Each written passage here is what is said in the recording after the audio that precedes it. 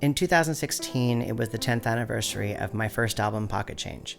So I did a live concert and recorded it and put out a double live album later that year. But earlier in the year, I put out a compilation of demos and rarities and B-sides from Pocket Change called Younger Days.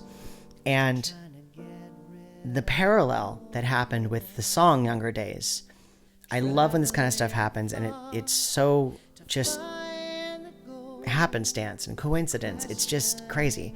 But I wrote Younger Days. I started writing it when I was still kind of at the end of the Pocket Change sessions, but I really didn't really finish writing it until well after the album had come out, Pocket Change. So I don't necessarily consider it completely part of Pocket Change, but it was also not. It was like a hybrid, like a bridge from one to the next.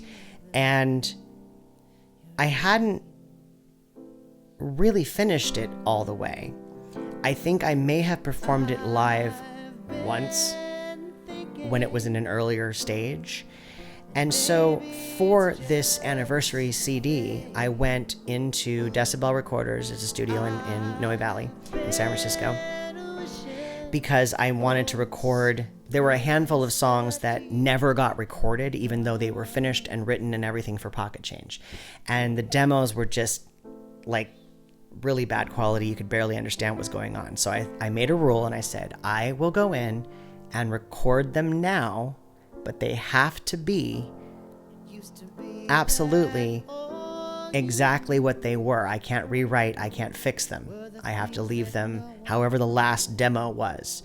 And so I did that. I recorded, Even You and Valentine and Climbing, and then there was the other half of it was songs that were actually done during the sessions that I had recordings of with the band and all of that. So Younger Days, I waited till the end of like the last night I was in the studio, and I was by myself sitting at this gorgeous grand piano, and I was just like, I have a few hours left of studio time. Let me use it wisely. Let me record some stuff. And I was on the fence about Younger Days. I didn't know if I was going to record that for this or not. And at the time, this collection did not have a name.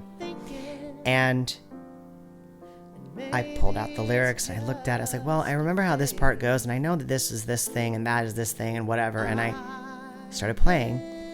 I ran through the parts that I hadn't really finished, like the verses, a couple of times, found what this works.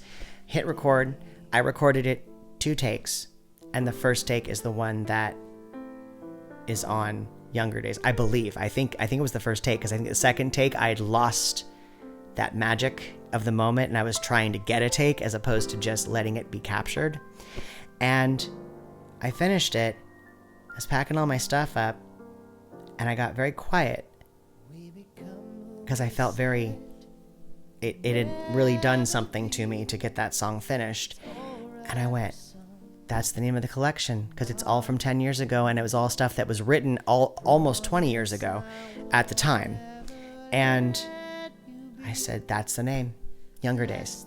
And the funny thing was, if you go back and watch my behind the song on the song Pocket Change, the same thing happened to Pocket Change. I don't know how many times I can say Pocket Change in a sentence, but the title of the album came into place because I wrote that song at the end of the last minute of putting that album together. So the two parallel each other, and I love when that kind of stuff happens. And I'm very proud of that song too. I think it's a very meaningful song in my catalog.